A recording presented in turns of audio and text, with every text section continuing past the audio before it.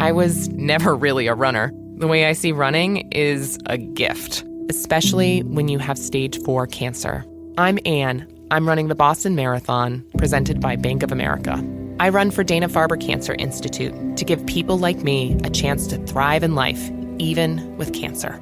Join Bank of America in helping Anne's cause. Give if you can at BofA.com/supportAnne. What would you like the power to do? References to charitable organizations is not an endorsement by Bank of America Corporation. Copyright 2025. The Elder Wand, the Resurrection Stone, the Cloak of Invisibility. Together they make the Deathly Hallows. Together they make one Master of Death. The last will and testament of Albus Percival Wulfric Brian Dumbledore. Do not pity the dead, Harry. Pity the living. And above all those who live without love. Hey everyone, welcome to Hogwarts, a podcast. Hey everyone, welcome to another episode of Hogwarts, a podcast. We are covering Chapter 25, Shell Cottage. Elizabeth is with us. Hello everyone. And this chapter is an interesting one. It's a relatively short chapter, only about 17 or so pages. I like that 17 is considered short. It is a short chapter. We've gotten some massive ones recently. I think Malfoy Manor was like 31 pages, which was nuts. Yeah. Obviously, a lot happened in that chapter. A little bit of a spoiler alert, not as much happens in this chapter. This will probably be a shorter episode, but who knows? Maybe we get excited about something. We'll see.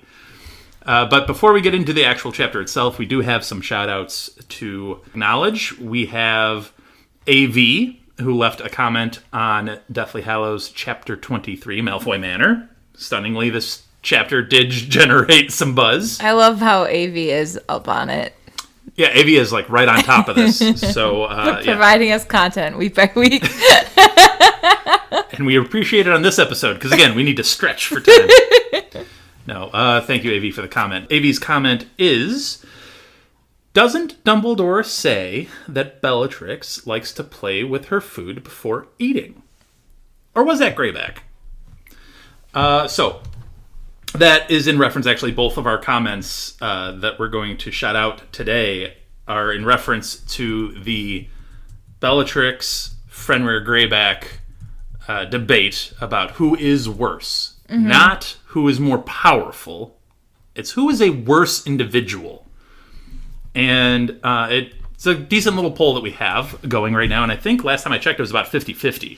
Well, to answer the question, I just looked up the quote. It was Bellatrix that Dumbledore says likes to play with her food before eating it. So, yeah, Dumbledore specifically said it about Bellatrix. However, I would like to just acknowledge, I think it's safe to say, both individuals... Oh, they're both horrible. ...could be described as playing with their food before they eventually finish it off. These are not nice people. These are not nice people. So obviously I gave Jen and I gave the opinion that you should really consider Greyback a little bit more in this debate because he is awful, and he's not only awful, he's awful to children specifically, which I think does maybe make a little bit of a difference. I liked your guys' thoughts. Uh-oh. I still went with Bellatrix as the worst of the two. And why do you say that? So, my thinking boiled down to how Fenrir, as a werewolf, we know all werewolves are basically outcasted in society. So, I think part of his gruesomeness is him playing that up in order to shock wizards, which obviously works. Like, I mean, Dumbledore was shocked when he's like, oh yes, I hunt people even when it's not a full moon. Does that shock you? And I think him asking that shows that he's really trying to go out of his way to do that. So I think if maybe werewolves were given more respect, then he wouldn't necessarily feel as inclined to do as horrible things, one would hope. Whereas Bellatrix, I feel like she's just pure psychotic. Like, she will attack anybody for absolutely no reason whatsoever. She has zero qualms about it. She has zero emotions about it. She's just gonna do it because it's fun.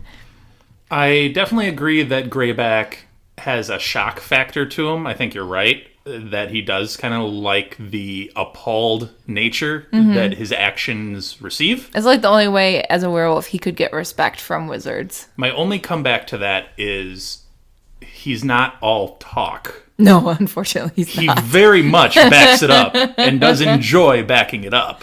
Yeah. So, But I just wonder if the circumstances were different. If people weren't so outcasting towards werewolves, would he have to do such things? Would he still choose to do those things? Of course, we can never know, but it's an interesting what if. Isla has an opinion on this debate. Okay. She participated in the poll and says, my poll choice explanation is that I chose Bellatrix because both would definitely draw out your death. Fenrir would make it messy, and Bellatrix would use Crucio. I feel like the caster of Crucio is the real decider of when you die, but if Fenrir attacks you, you'd probably die from your wounds way before Bellatrix would let up. That's a good point, because I do feel like Fenrir, he'll kill you and then you're just done with it. I feel like Bellatrix has more of an imagination, especially when it comes to torture, and she's going to go out of her way to prolong it as much as she can. I get the sentiment there, and you're not wrong in that obviously Crucio is a torture thing, not a killing curse per se. I guess my comeback to that would be just because she's not using the killing curse doesn't mean you can't die while being tortured. Well, no. Yeah, you can still die. You can still. I could see her being like taking you to the brink and then being like, okay, we'll let you recover. And then in an hour, we're going to try something new, something fun, something different. It doesn't even have to be Crucio. I'm sure Greyback can also pull off the same type of I don't know effect. if he'd be able to do the psychological horror as well. Well, he is the psychological. Himself is No, the psychological I think horror. his horror reminds me of like just like slasher movies and like Freddy Krueger type things where it's I'll kill you, then you're done. Whereas Bellatrix is more... Not necessarily, because he has the werewolf part of it. So he has the fear factor of being a werewolf. Then he has the fear factor in people of... most people would actually just rather that he kill them. But I get the impression that he, more often than not, goes too far and does kill them, as opposed to turning people into werewolves. I think he likes turning people into werewolves. I could see him as like starting to do that process, but then getting too excited and then slashing out someone's throat and being like, oops. I mean... I shouldn't have gone that far. The things we're debating with Fenrir aren't great here. But I think part of the fear factor is, not only am I running into Fenrir Greyback, who is a murderer, but he also has the chance to turn me into a cursed being that's not just a cursed magically being, but a cursed from society being. I mean, Bellatrix has that ability too. Maybe not in werewolf form, but she could do some stuff to you. You get attacked by Bellatrix, and you get attacked by Greyback. Seriously, if you get attacked by both of them, one carries a connotation to it, one doesn't. I still think Bellatrix is worse. That's fair. I'm just saying it's a closer debate than I think a lot of people would initially give it credit for. Agreed. So, thank you for the comments, both AV and Isla. We really appreciate the interaction and such quick interaction because we just did Chapter 23 of Malfoy Manor. And I like that we're generating a lot of conversation and debate with what we are conversing and debating with on the podcast. So thank you guys for interacting. And if you guys want to interact, there's plenty of places to do it. We have Blue Sky, we have Instagram, we have YouTube, we have the Spotify page specifically, where if you're listening to this on Spotify, you can comment. You can also participate in the poll that Isla mentioned. So there's a lot of ways to interact. You can find all of our socials at HogwartsAPod, and we're continuing to try to develop as much of those as we can possibly develop. As much as we have time for. As much as we have time for. This is a very time-consuming... Yeah, chances are if I didn't post to the socials, that meant I had too much to grade or a child was talking to me too much. Yeah, it's hard sometimes, but we try. And we do love reading all of the replies and all of the comments, so... it does make it a little bit more fun when we get to interact with you guys. So. I do have some thoughts, actually, about previous episodes that you and Jen did. You guys were talking about how the trio didn't come up with a cover story before getting snatched.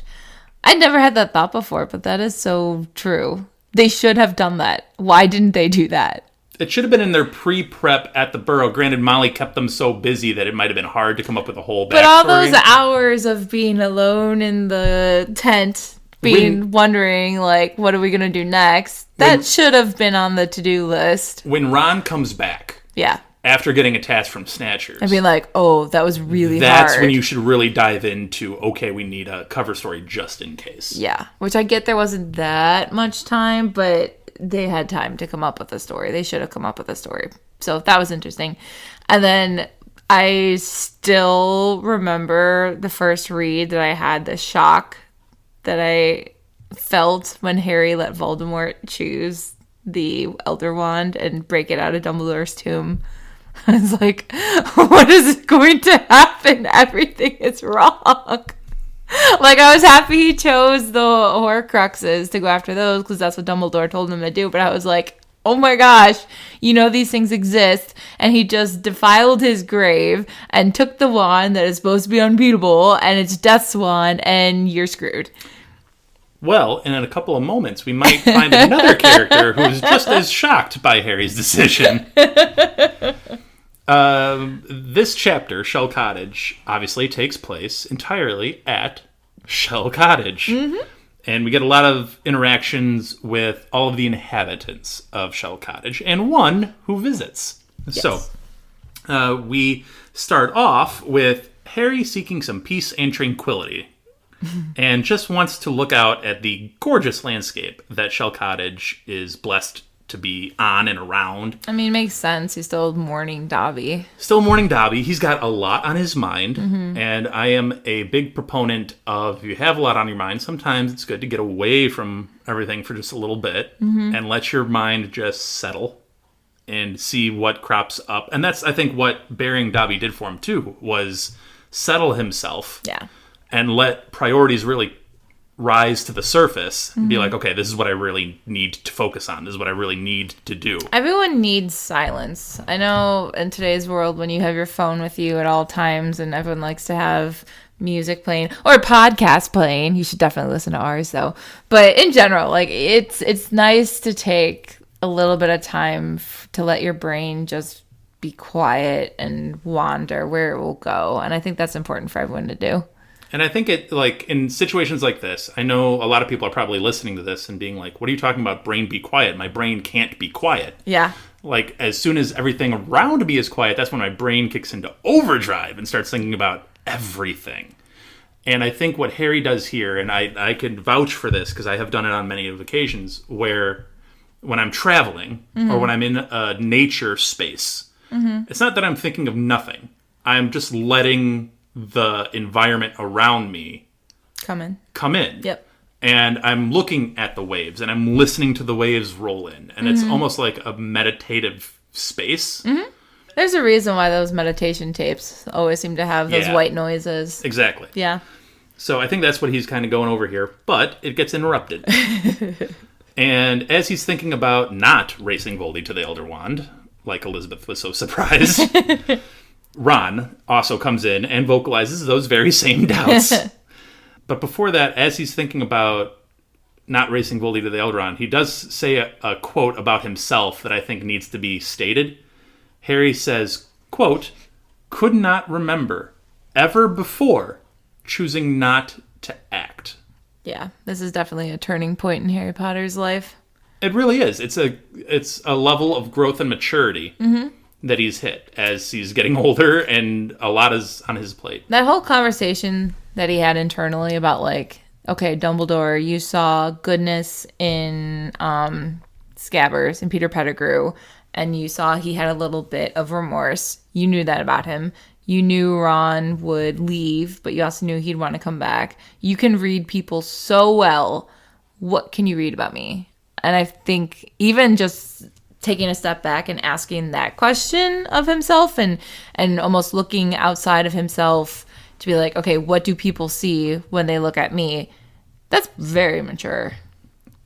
Yeah, for sure. And I think, a lot of our criticisms of Harry up to this point have been the rush to action without actually taking time to consider what those actions are. It was a big character flaw in book 5. Or what the consequences of those actions may be.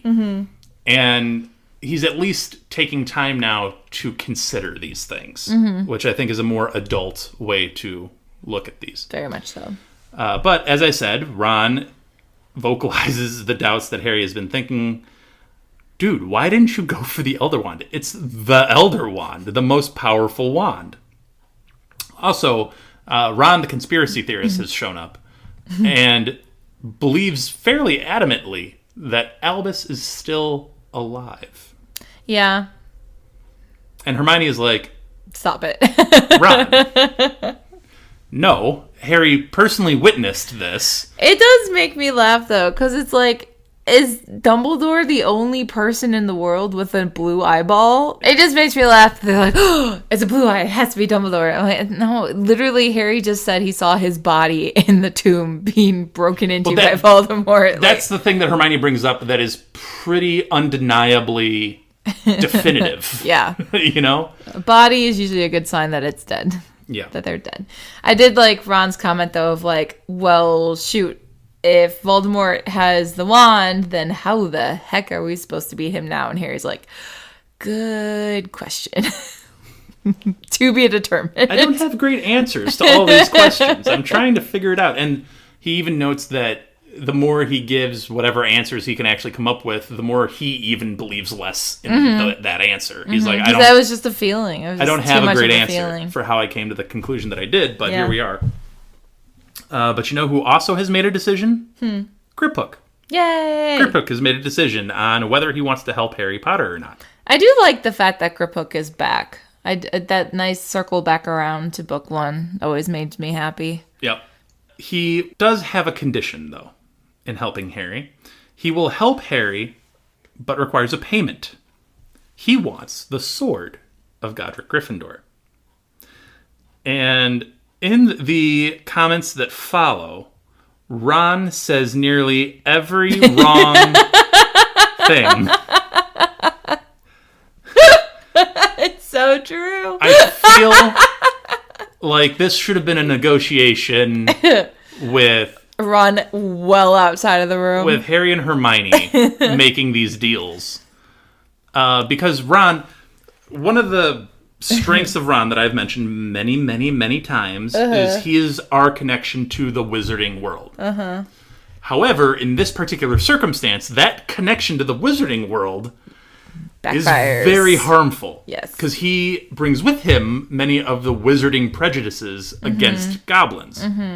So the interaction is, first off, he tries to be like, well, instead of the Sword of Godric Gryffindor, we're breaking into the Lestrange Vault. They have a ton of treasures there. Just take whatever you want from the Lestrange Vault. Yeah. And Griphook is like, I am not a thief. Yeah. I like that, like, I know Ron probably didn't mean it this way, but the implication then is, yeah, you'd be totally fine with that, right? Because you're a goblin. Just take whatever and you'll be good, right? Like, no, we have morals too. We don't steal. I'm trying to make a deal, not rob somebody. Right. So the next thing Ron says is that he calls the sword of Gryffindor Gryffindor's property. Gryffindor's meaning people who belong to the house of Gryffindor. Right. Anybody who is a Gryffindor claims the sword or can claim the sword. Which, I mean, it makes sense why he thinks that's the logic, because every instance of using the sword, we have seen it come to a Gryffindor in a time of need. But to say that a whole group of people who are not named Godric Gryffindor have ownership over this one goblin-made sword doesn't really go over well. Griphook counters with the sword actually belongs to Ragnuk the First, because Ragnuk the First made it. Gryffindor took it. And there's some implications there. But you mentioned the idea that the sword can come to any worthy Gryffindor in need. Was that magic, do you think, that Gryffindor put on it? Or do you think it was magic that Ragnuk put on it? Ragnuk put on it that was just a little, like, That's a good enhancement? question.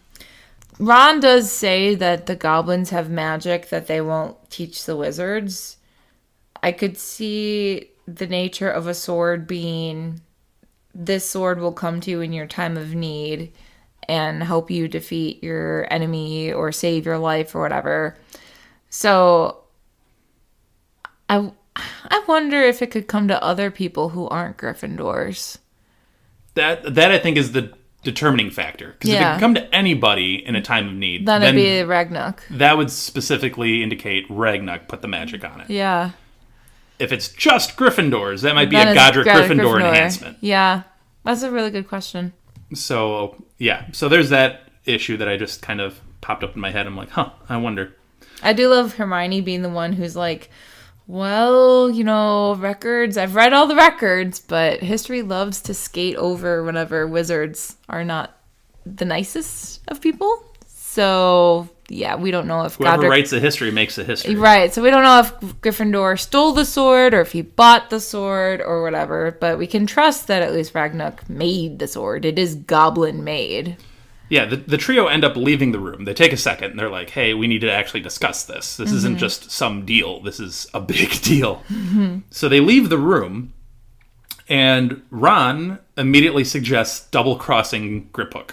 And just planning on, oh yeah, we'll make the deal and we just won't give it to him, or whatever.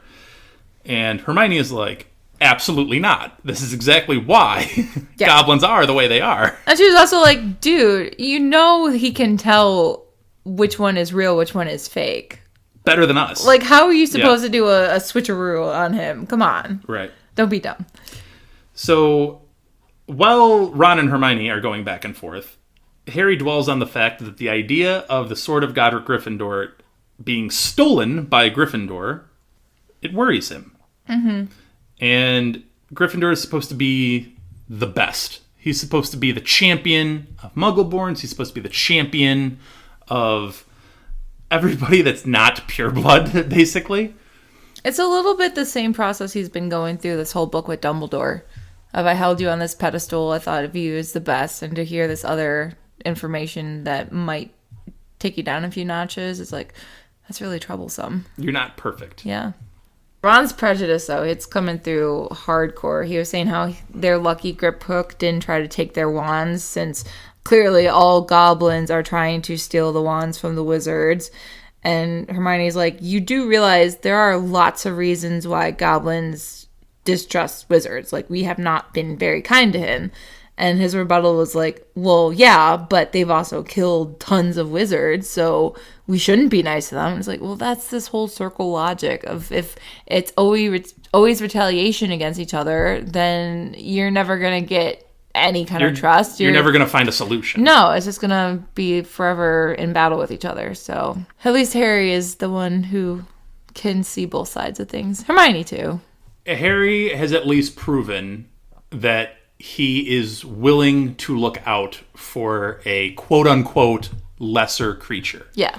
And I think that's what Griphook has seen in him via his treatment of Dobby and rescuing himself from Malfoy Manor. But Harry comes to the decision of... We still need the sword. we obviously still need the sword. We can't get around that fact. Yeah. So we will tell him he can have it. We'll just be super vague about when he can have it. And again, Hermione's like, I don't really love that. And Harry's like, I agree, I don't really love it, but what else can we really do here? And then Ron's like, this is brilliant. Yeah. Ron just wants to straight out deceive Griphook.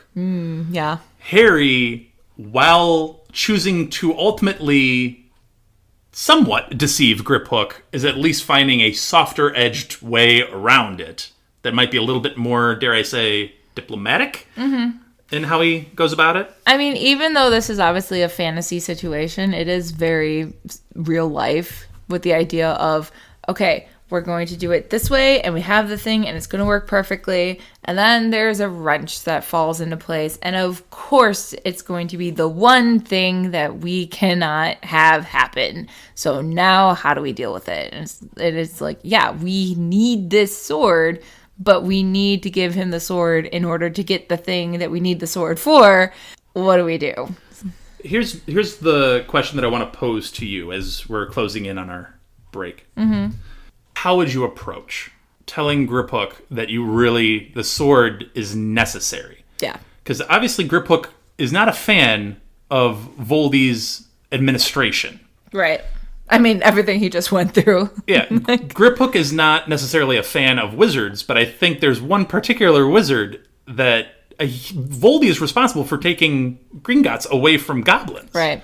So, and like you said, Harry has proven himself to be the one wizard you can trust so far. So is there a way that Harry can phrase this as to, I know you want the sword. Mm-hmm. I need this. Mm-hmm. Me, Harry Potter, needs this to help get Gringotts back in the hands of goblins. The fact that they didn't tell him any, I get you don't want... It's ridiculous. You don't have to give the whole spiel about this is the only weapon that we can use to kill Voldemort via his Horcruxes. You don't need to get into those You details. don't want to indicate that the sword is your greatest weapon to the downfall of Voldy. You don't want to say that. Mm-hmm. That's why I'm saying, word it in a way where you're like, I need this, and if I can hold on to this, I can restore Gringotts. Mm-hmm. To goblin control. Mm-hmm. Let me help you get there. Yeah. And maybe Griphook reads between the lines and is like, oh, you mean this sword is the key to the downfall of Voldy. Okay, well, if he reads those lines... I mean, I feel like you could even go a step further. I feel like you could say, I need this to take down Voldemort. Just don't mention the Horcruxes. Dumbledore specifically made a plan that I'm trying my best to follow. This sword is key to it. If you, like you said, if you want Gringotts back, then let me hold on to this. Maybe we can make some written agreement, and we can have witnesses, magical witnesses if you want, and there can be a magical bind to it or whatever. But just know, I need this until I don't. And when I don't, then it's all yours, buddy. Go for it. I have more to say on this deal that is being struck between Harry and Griphook, but we will save it till part 2 of this discussion. So we will stop here. We will take a little break. We will be right back.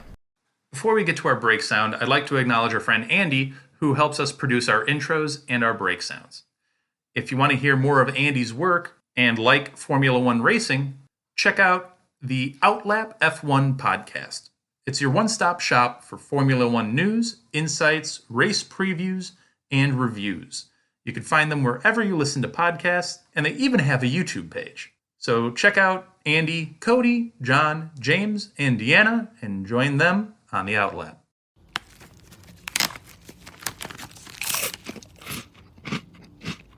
Uh-oh. The last cookie. You can get a new box of cookies in as fast as an hour with Walmart Express Delivery. Are you my guilty self-conscience? No, I'm the voice offering you promo code EXPRESS for free delivery on your first order. Hey, who ate my cookies? You mean, these cookies? Order now. Welcome to your Walmart. Promotion valid for first express delivery order. $50 minimum subject to availability. Restrictions apply. Dobby has no master. Dobby is a free elf. All right, we are back with part 2 of Chapter 25, Shell Cottage. And we'll get to the inhabitants of Shell Cottage here in a second. But before we do that, we get to the planning session of Griphook and the trio. And it's a relatively brief glimpse into their planning sessions that we get. It's basically Griphook saying that he's only actually visited the Strange Vault one time. Mm-hmm. And that was when he placed the fake sword into the vault. He said the oldest visiting families store their treasure at the deepest level where the vaults are largest and best protected. And this is one of those vaults. Which does make you wonder just how big Gringotts is underground, you know?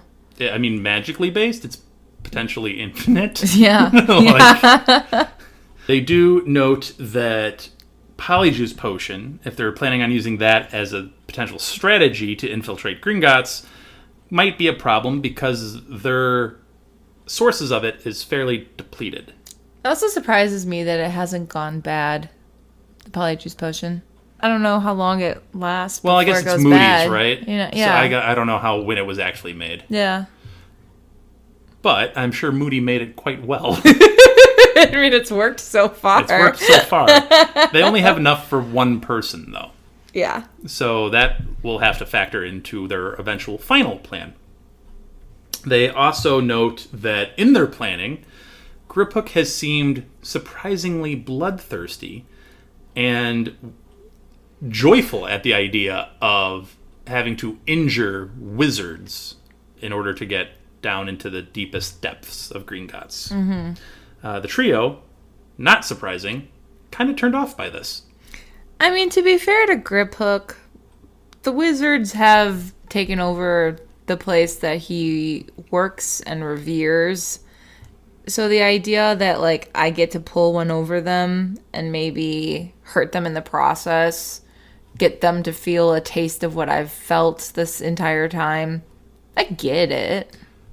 I also understand a little bit from Griphook's side because of what the ministry infiltration turned out being. So they mention that it almost was a similar type of feeling diving into the planning sessions that went into infiltrating the Ministry of Magic. The issue I had with their infiltration of the Ministry of Magic is, I'm sorry, you're making a guy vomit too much. That ain't enough. Like, there's no guarantee that guy can't get treatment and then be right back where he is. Yeah. So my thing is, okay, don't make a guy vomit a lot. Don't kill him either. There's got to be some... You can't leave a body trail. There's a middle ground somewhere in there. Yeah. That is doable, where you disable the individual long enough to accomplish your goals, but not kill them? Yeah. Like, you don't have to. But anyway. So that's essentially all we get of this planning session with Griphook, as far as the details of it. We get more of just what life is like at Shell Cottage. Why? Because days have now stretched into weeks at Shell Cottage. The planning is going for hours and hours and hours in a day, and they only come out for meals.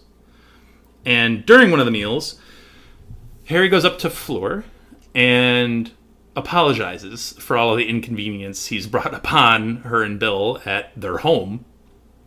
And Fleur remembers Harry saving her sister during the Triwizard Tournament, second task. Harry decides not to tell her that she was really in no She was never no really danger. in harm, yeah.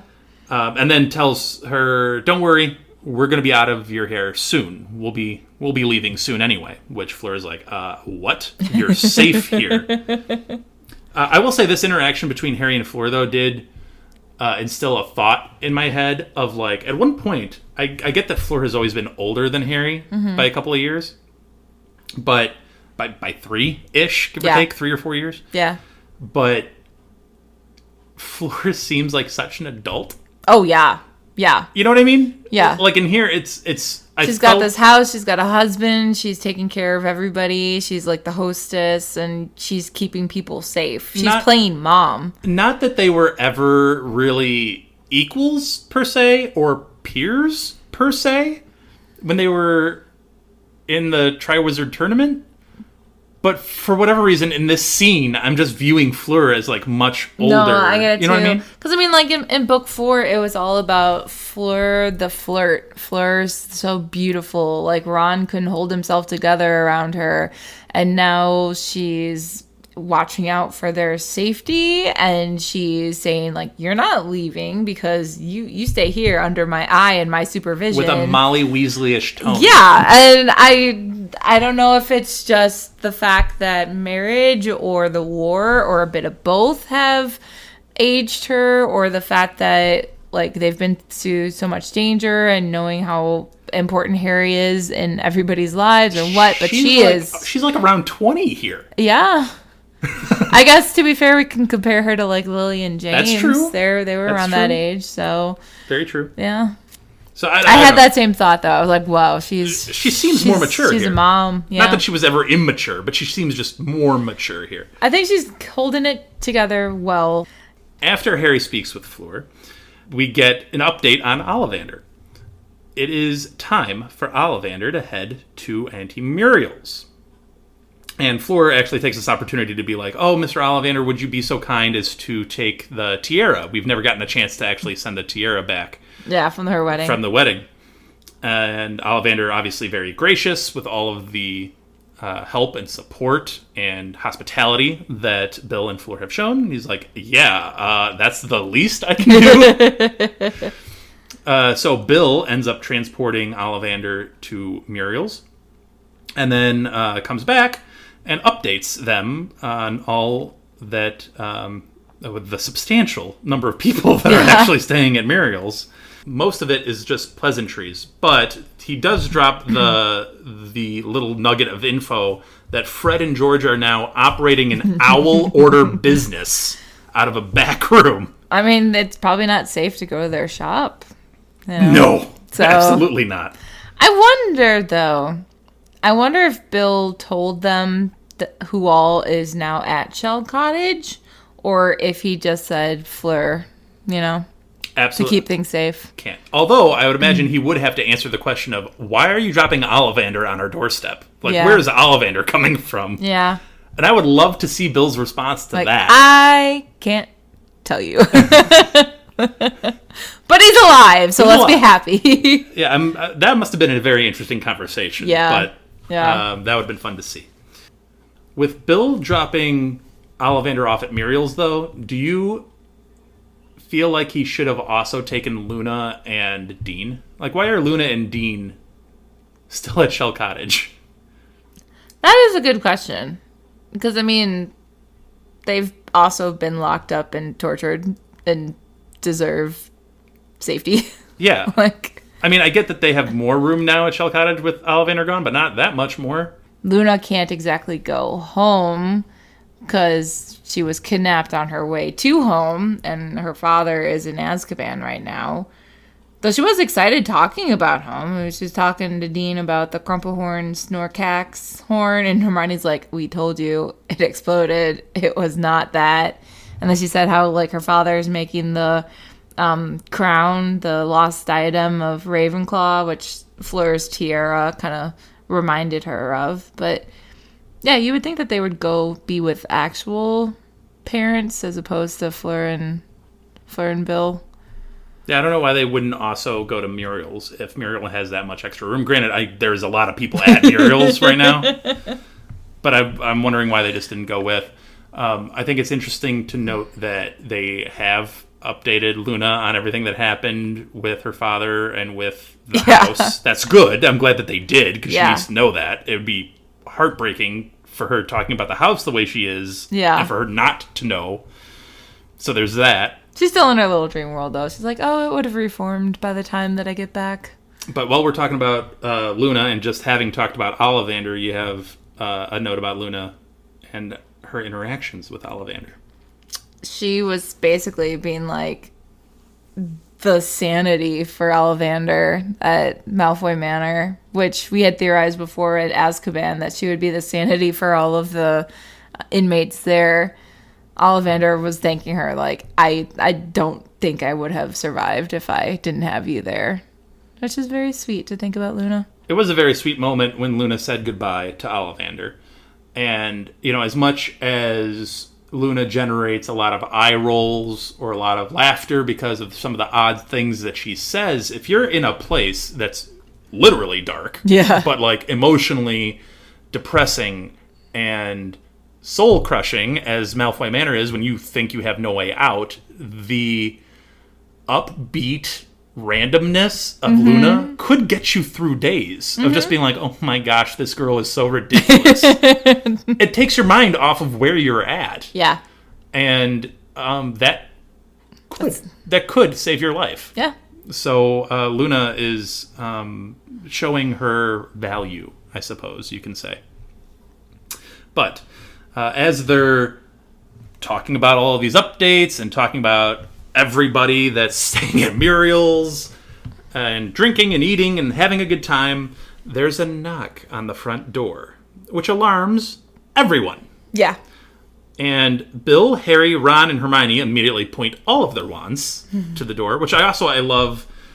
Speaking of growth and maturity, the idea of Bill being a established order member. He's obviously one of the more accomplished wizards that we have in these books from, everything we know about him. And now you have Harry, Ron, and Hermione standing up with him, and no one saying a word. Yeah. Otherwise, you're of age now. Don't sit down. Yeah, it's like no. You're in this fight. You've seen it. Yeah. Let's go. You know. But anyway, the knock at the door came from one Remus Lupin, and he says when he knocks the door and introduces himself in a manner that clearly identifies himself as Remus Lupin, he says that I have been told I can come to Shell Cottage in the case of an emergency, which of course sets everybody ablaze of like, oh no, what happened? But he is let into the door, and the first words out of his mouth are, "It's a boy!" Welcome to the world, Ted Tonks. Yep. He is, the boy is named Ted after Nymphodora's father, and the full name is Teddy Remus Lupin. Mm-hmm. Lupin seems dazed by his own happiness, which is a stark contrast from both what he's been like in this particular book, and what he's generally been like since we first really even met him. Which is kind of sad when you think about it, that this would probably be the memory that he would then create a Patronus off of. Easily. Because, like, he hasn't had a happiness like this ever before. Easily. Yeah. He hugs Harry as if the events of Grimmauld Place never even occurred, and immediately names him Godfather. And he states that Harry's shocked by this, and Lupin states that him and Nymphadora agree that there's no other choice. I was thinking about that a bit, of what other choices they could have had.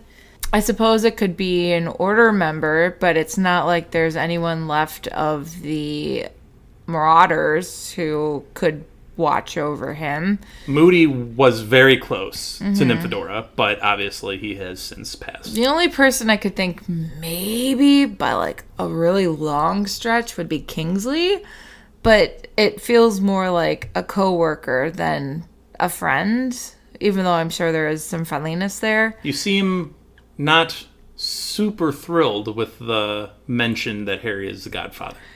I don't hate it, but I don't love it. I guess I'm like... Why? I see the logic of it. I mean, they know that Harry... I feel like Harry is that connection to James that is super important to Lupin, and both of them feel protective over Harry. I mean, literally both have protected Harry, so that makes sense. And they've seen how he has grown into an adult, and like they know he's capable of taking on the world and great evil and keeping people safe. So he's he's always been protective by nature. The bit about me that makes me think, oh, maybe not, is just because while the idea of the Horcruxes isn't necessarily known amongst the Order, we've gotten the sense that he is a marked man by Voldemort, and to put... Really? You've gotten the sense that he's a marked man? We have the vague idea that he's after him, and that's been pretty well established. And if I want my child to be protected, I don't think putting the number one wanted man by this murderer is This child's the best. This child's father is a werewolf, and the mother is an Auror in a war. Yeah, but everything is in danger. Everyone's in danger, but he is the most in danger out of everyone. He's Harry Potter. I know. So I mean, like, I get it. I get why they would choose him, but it does feel a little reckless to me. Of like, yeah, let's put all of our faith into him. I guess, like, because he's been able to survive so many times against Voldemort, maybe? We'll get to the reckless point in a minute, but I suppose he is the boy who lived. I don't just see Harry as an option for Godfather. He is the only option for Godfather because of what he and his family means to Remus. Mm-hmm. And obviously, in an ideal world, James is the Godfather. Mm-hmm. However, James, unfortunately, is not with us. So let's get the guy who looks like him, except for his eyes. His son. And he's making Harry officially part of Remus's family. Yeah. Like, there's no one else that can fill this spot. Yeah. Now, granted, we don't know much about Nymphodora's family. We don't know much about the Tonks family on her side. And No, she's certainly not going towards, like, Bellatrix or correct, anyone. So. obviously. However, my question is, who would be the godmother? And that's not mentioned. And I don't know who that would be. Hermione? Maybe, but you'd think Lupin would have dropped that news on Hermione, who's standing right over there. Right. So I don't know. Hermione would be a choice. Maybe but they just I don't know. didn't choose one. Maybe. Interesting that Lupin is so emotional about Harry specifically, given their last encounter at the very least. I do like that this happens, though, because for that very reason, if they had ended off on this just yelling at each other... You always run that risk especially in a wartime environment when you're talking about two very active participants in that war. Yeah.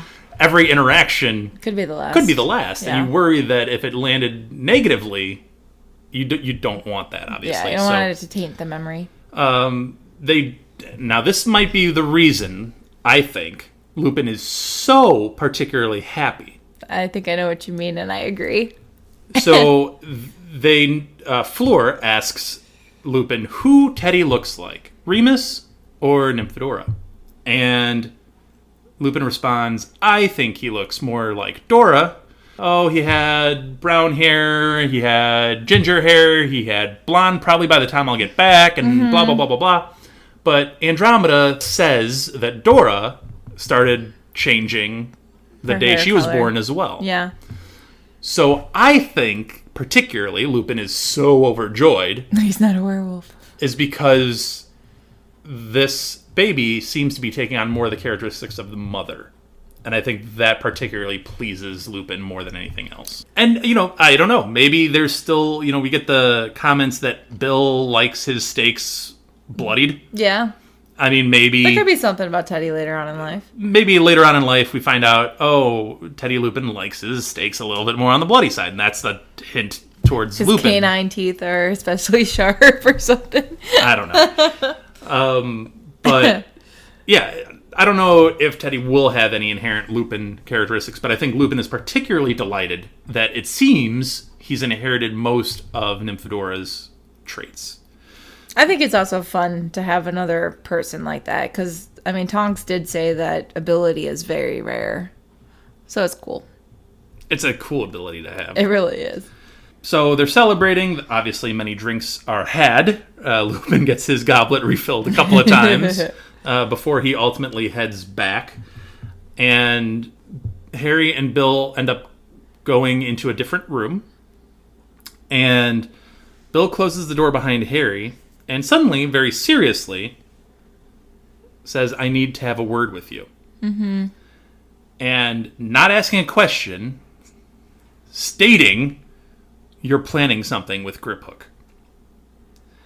And Bill knows goblins maybe better than anyone other than maybe Dirk Cresswell that we've seen. But he's worried. Yeah. Obviously, remember, Bill's job is with Gringotts, and he's a curse breaker for Gringotts, so he's been around goblins his entire adult life. Mm-hmm. And he goes on to say, if you've struck a bargain that includes treasure, be exceptionally careful. Goblin notions of ownership, payment, and repayment are different than what humans define those as. At this point, Harry becomes a little uncomfortable. He's like, is he reading my mind? Like, how does he know? Yeah, a little uncomfortable here. The bill continues. To a goblin, the rightful master of an object is the maker, not the purchaser.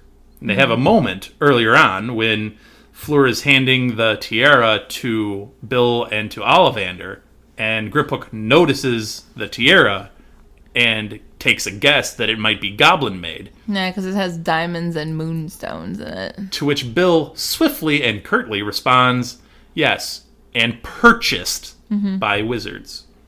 It is an interesting concept, though, that, like, you're not buying the item. The person in their lifetime is just renting it. and the minute you die, it should go back to the goblin who made it.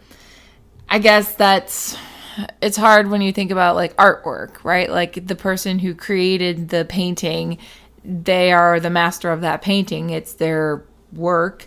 But if you buy it, we still associate it with the artist, but its ownership belongs to the person who paid for it. If that person dies, should it go back to the family of the artist, or does it pass down through the family of the person who bought it? Bill goes a step further.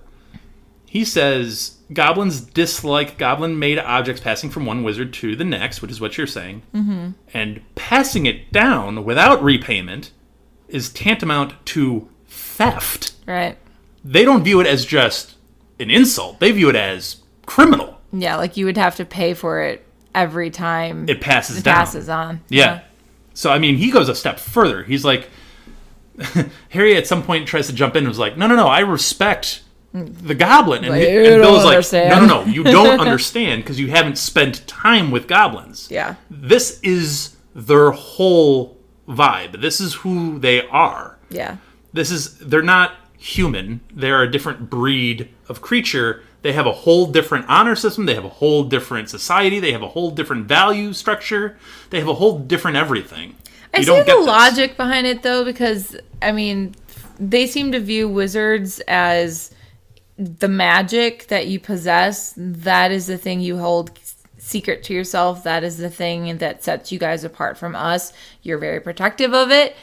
Okay, you won't share, fine. So then our magic is our ability to create these wonderful treasures, this goblin-made crafts. And if you want to hoard onto the magic and not share that, well then, okay, we'll hoard on to our treasures that we create, and we'll just let you touch them every once in a while, but we want them back. Like, I get it. Well, Bill goes on to say, be very careful what you promise goblins.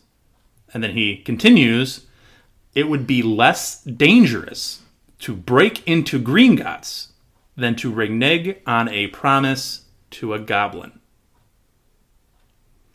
That kind of... Foreshadowing much? That kind of hits the nail specifically on the head. And Harry at some point must be like, what does he know?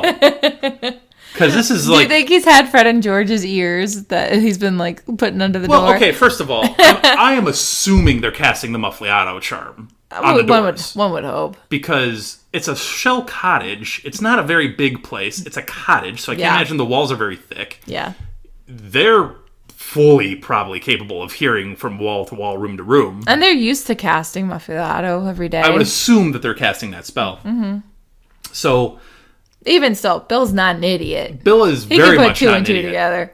And obviously they've been spending so much time with Griphook. So again, not a question of you're making a deal with Griphook. It's you're making a deal with Griphook. Yeah. Be careful. Here's my thing with this, and this is why I'm going back to our discussion at the end of the first part of this episode, is when you leave the room after Griphook pitches his deal, and you're talking amongst yourselves, why do you not go talk to Bill? Go to Bill. He is your foremost expert on goblins, and he's in the house. Again, it's their flaw. They have to keep everything secret. No, I understand that, and I understand that you can't tell him everything. I understand that. You don't have to. All you need to know is what can you tell us about goblins? Yeah. What can you tell us about goblins and making a deal with the goblin? Yeah. Period. He'd just be like, don't do it. Probably. But then you at least get some information on goblins and how you get this conversation prior. Yep. This is all you needed. Yep. This is all you needed. And he didn't ask anything about the specifics. He was like, you're making a deal with a goblin. Be careful. Yeah. And this is why. You needed this conversation prior to actually shaking Griphook's hand on a deal. It makes no sense to me that they couldn't just talk to Bill about this. I understand even, because you could make the argument, well, why don't they just talk to Bill about breaking into Gringotts in general, because obviously Bill works at Gringotts. I understand why you wouldn't there, because he would obviously vehemently tell you don't do it. Don't do that. And then have a billion more questions, which you don't want to answer. So I get not telling him about the invasion in the Gringotts. Talk to him about, like, what are we doing? Well, all of it leaves Harry thinking, shoot, I right now am being just as reckless as a godfather to Teddy as Sirius was to me. We end the chapter with Bill leaving Harry and Harry reminiscing about Sirius being as reckless as he was as a godfather and him thinking, I am just as reckless. This is kind of crazy how this circle continues. And that's how we leave the chapter. And it's a pretty tight chapter in that, again, it all happens inside Shell Cottage, and it's nothing terribly crazy except for the news of Teddy Lupin's birth, and which is super exciting, but nothing groundbreaking, nothing crazy really as far as the overall plot goes. So, especially after the last couple of chapters we've had have just been... She had to take you down to calm you, because this is the calm before the storm that is just going to be a massive, massive, massive storm. Yeah, we're entering the last couple of handfuls of chapters here. I mean, we're getting down and they're to all intense ones. They're big chapters. So we are going to wrap it up here for chapter 25, Shell Cottage. Thank you all for listening. Please send us all your thoughts and comments on everything we have talked about. Again, you can find us at Hogwarts-a-Pod on all of our socials, Blue Sky, Twitter, Instagram, YouTube, all of it. You can leave a comment if you're listening on Spotify. You can also participate in the poll that will be on this episode as well. And they are up for a long time. So if you haven't voted on a poll, please go back and do so for any of our episodes here. Yeah. We really enjoy seeing those. And with that, we will end it here. Thanks for listening. We'll be back next week. Thank you for listening to Hogwarts, a podcast. If you like what you've heard, please click the subscribe button on your preferred podcasting app and follow us on Twitter and Instagram at Hogwarts-a-Pod.